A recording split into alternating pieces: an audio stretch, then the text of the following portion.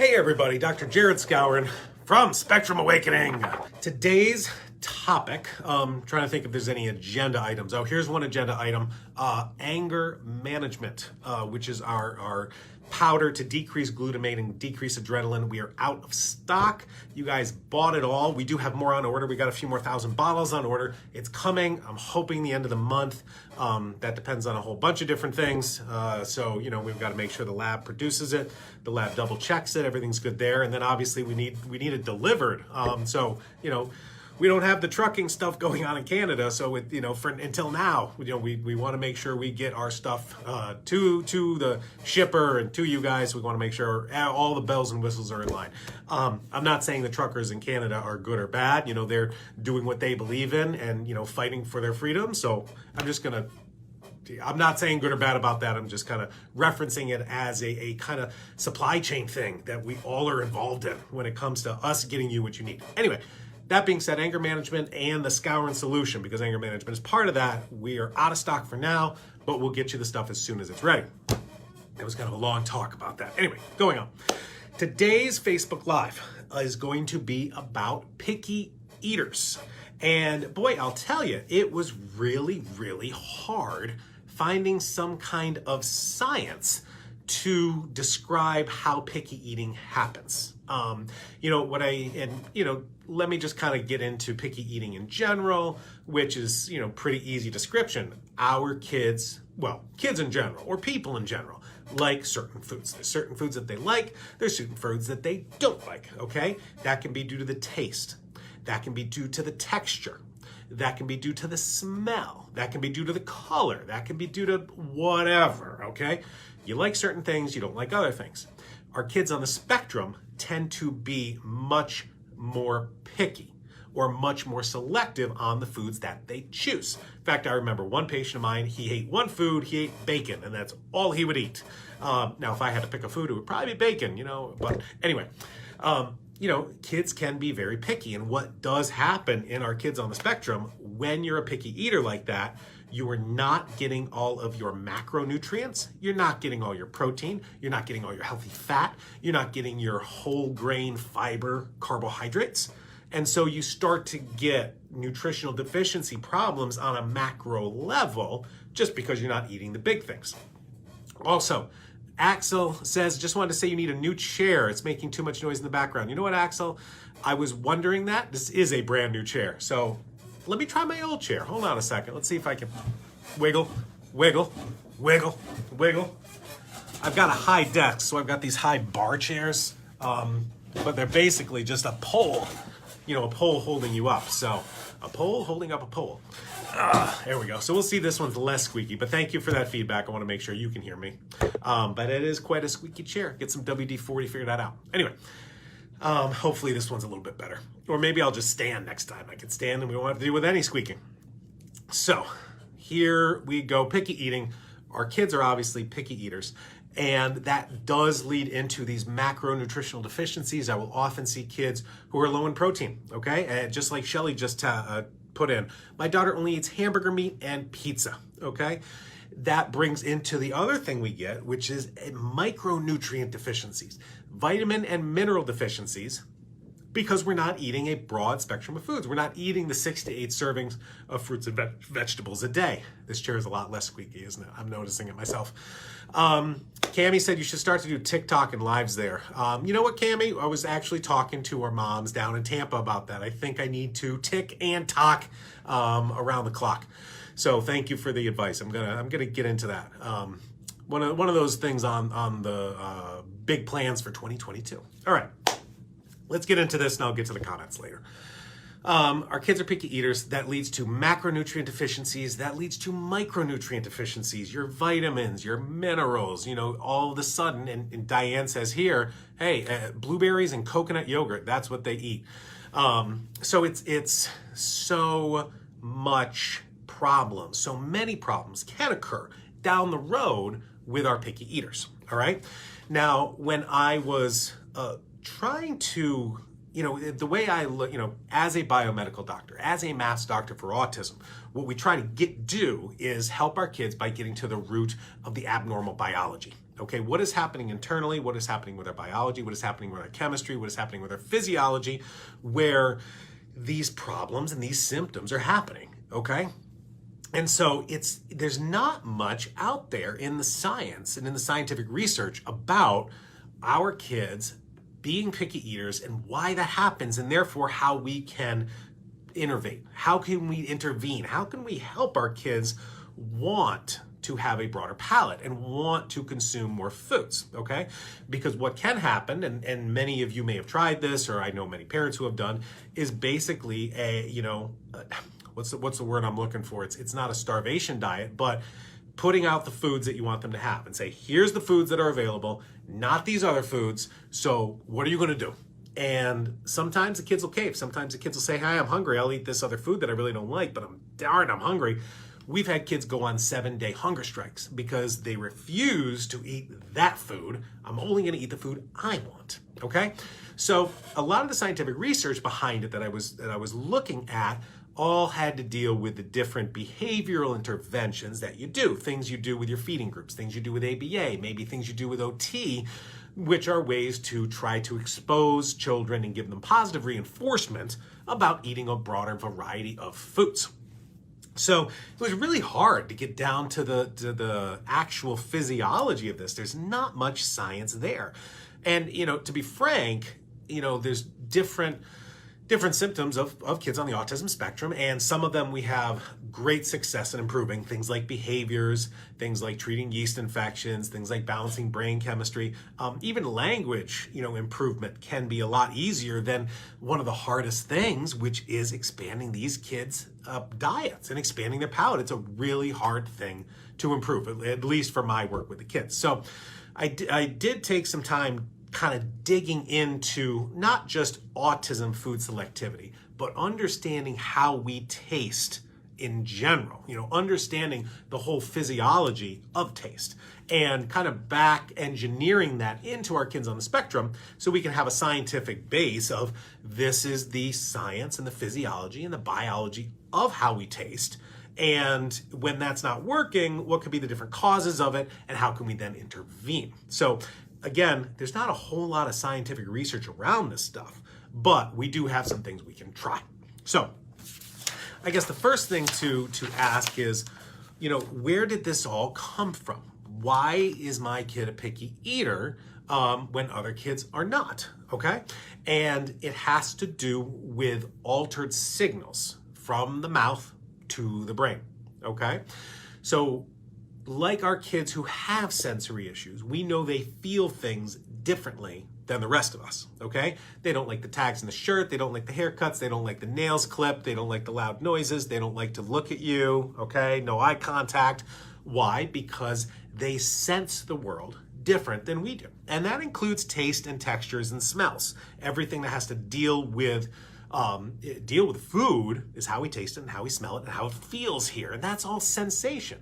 So a lot of times we think of our kids that have sensory processing disorders and have sensory processing issues, and we just kind of think about the fine touch. And we don't think about the taste and smell and the feelings of our lips and our tongues and how food feels.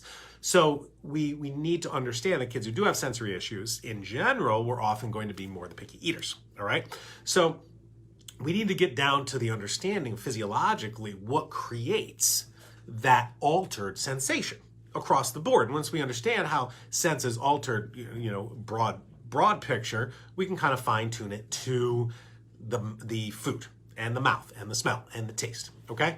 So the research, and again, there's not much that I found. I was able to print one research study, which we'll talk about, but there's a few different causes. So how does this all start? Again, altered signals from the outside world to the brain is an alteration of how the nerves work, all right? It's basically just a signal from the mouth to the brain. This is how something tastes, this is how something smells, and then our brain gets to interpret it of this is something I like, or this is something I am fearful of, okay? And I highlight that word fear because a lot of times we don't do something because we are scared. Okay, we get to that instinctual caveman brain.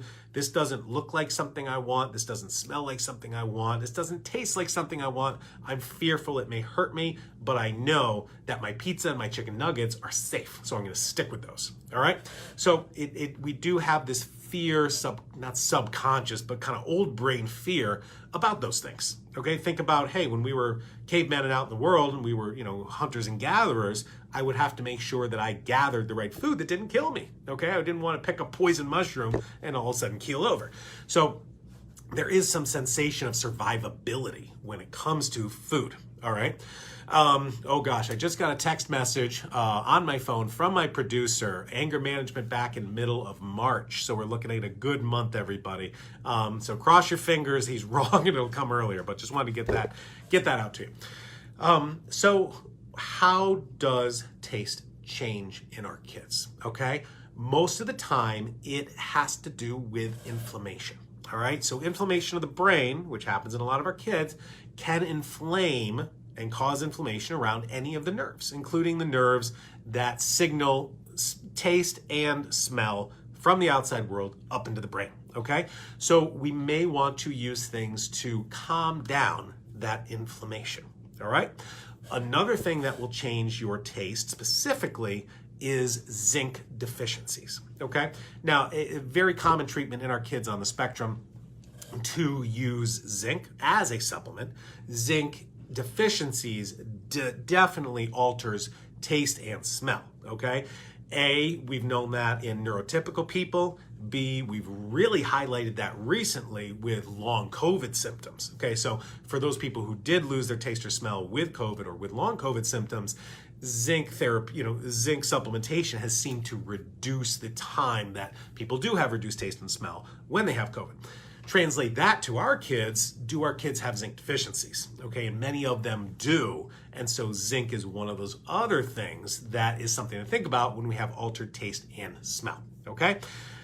Last but not least, so we talked about why this is happening. Can be inflammation, can be zinc deficiencies, altering taste. And then going back to the original thing I said, which was fear, okay?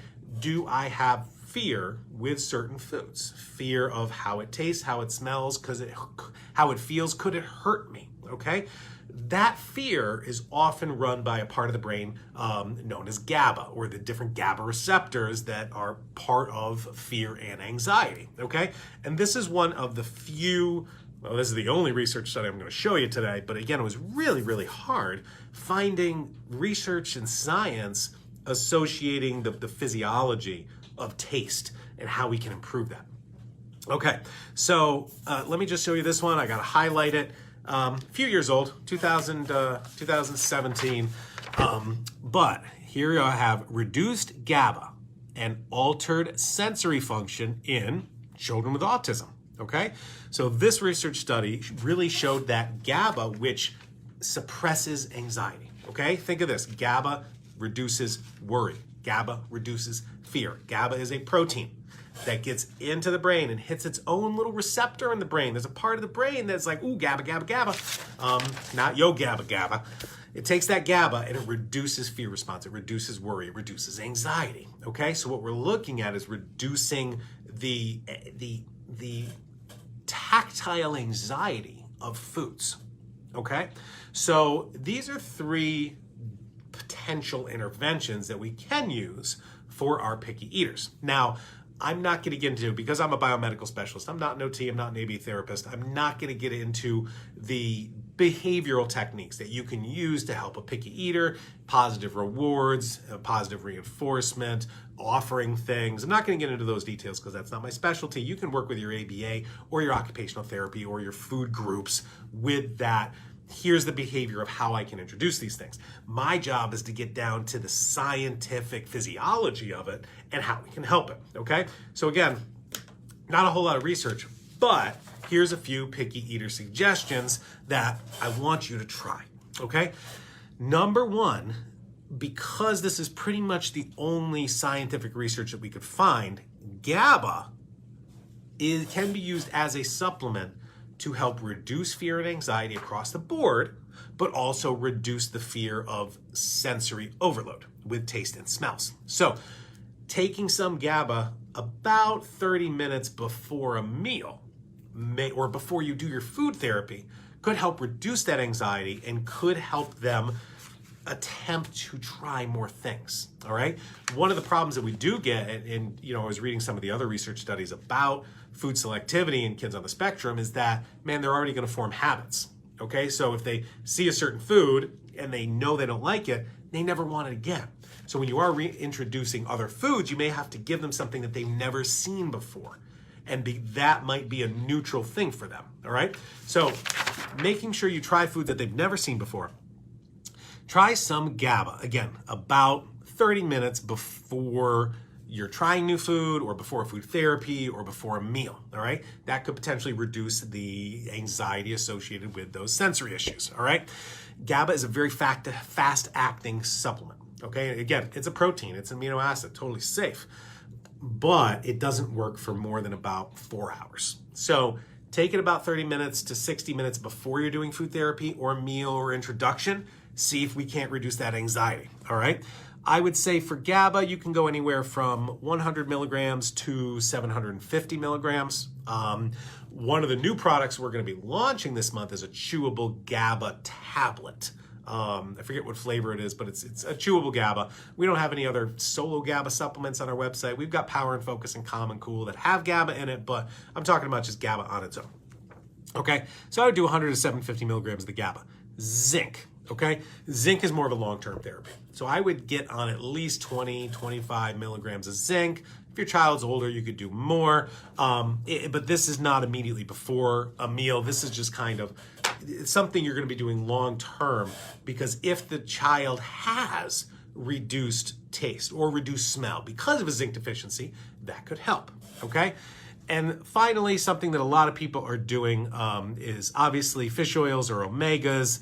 And this is just a great anti-inflammatory, but again, I would do this across the board long-term using those omega supplements to reduce inflammation and inflammation of the nerves going from the mouth, nose to the brain, okay? So the zinc and the omega are more long-term, consistent things. It's the GABA right before that meal, and right before being like 30, 60 minutes, because you're only gonna get about 4 hours effectiveness. Using that right before a meal, using that right before food introduction, using that right before your food therapy, okay, come across and, try those things. Try those things and see how it works. Because, as I mentioned at the beginning of the live, addressing picky eating in our kids is one of the hardest things I've come across. Okay, and this is, we deal with nonverbal and help kids with language and deal with seizures that can't seem to be medicated away, and we can help with that, and the chronic yeast infections, and the toe walking and the mitochondrial problems. Amanda said, how much omega? So we can help a lot of things, but picky eating is tough. Okay, and again, maybe it's tough because we don't have the science of what to do about it, and we're kind of trying to extrapolate from just standard taste and smell physiology and bring that to the treatment level, okay? So we just might be not have enough research out there, but we still need to try things. Amanda just asked how much omega. What you wanna do is look at the ingredients of the omega. You have milligrams of EPA and you have milligrams of DHA. Take those 2 milligrams, add them together. You want those to be 1,000 milligrams or more, all right? Don't use the total milligram of the oil, because we need to count the active ingredients, the EPA and DHA. Omegas are EPA, DHA, and other oils. So we want those effective ones to be 1,000 milligrams or more. All right. So again, kind of a short, a sciencey part on the Facebook Live. We'll get into, want to be able to answer as many live questions as we have. But again, that's kind of the thing that we can do. Somebody asked, does GABA not cross the blood-brain barrier? And, I've heard that. And so that's potentially an issue. However, what I often see is our kids with a lot of inflammation have a very porous blood-brain barrier. That's how this problem started to begin with, and the GABA can cross in there, all right? We can also use things like theanine, which will help increase GABA production, and that definitely crosses the blood-brain barrier, but I don't feel it works as well as GABA. But again, so many of our kids, it is trial and error. You want to try this, you want to try that, you want to try GABA, you want to try theanine right before the feeding therapy, see what works for you, okay? And again, all trial and error. That's why with our supplements at Spectrum Awakening, we've got a 30-day return policy, because if you try something that doesn't work, send it back for a refund, okay? We'd rather you try it and send it back for a refund than not try it at